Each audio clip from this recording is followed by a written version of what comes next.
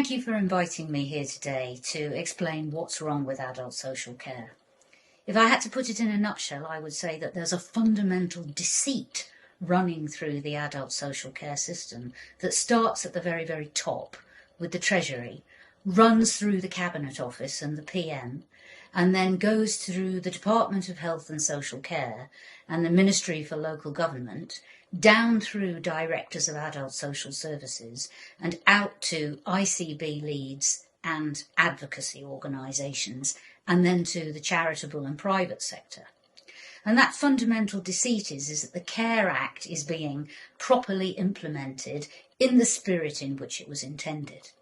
And everybody says it's about the money and there not being enough money. The point of it is the Care Act is a parliamentary obligation which a cross-party set of leaders, politicians, signed ourselves up to, and the usual commitment would be to pay for it, because otherwise what is the point of parliamentary sovereignty?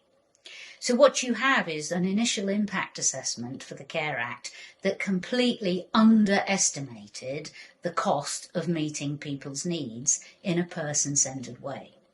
And that has since been compounded by ever-increasing attachment to the ideology of austerity, and also, I would say, a dissipation of a culture of public sector ethics and attachment to legal literacy, the rule of law if we're going to be pompous.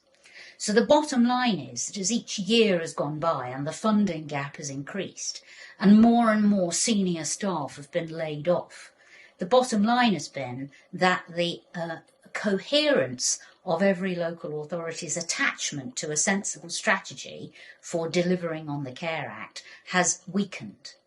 And at the same time as it has weakened, the legal aid tap has been turned off, or rather not turned on so as to keep up with the cost of legal advice.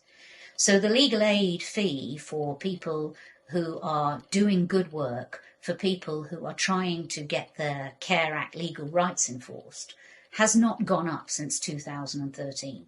It's still about £270 for 7 hours of work. And that's a really effective way of making sure that no lawyers, however strong their social justice gene is, want to go and work in adult social care.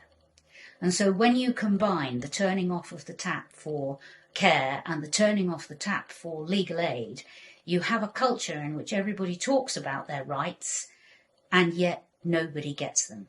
And if that isn't something that this committee should care about, I don't know what is. Thank you.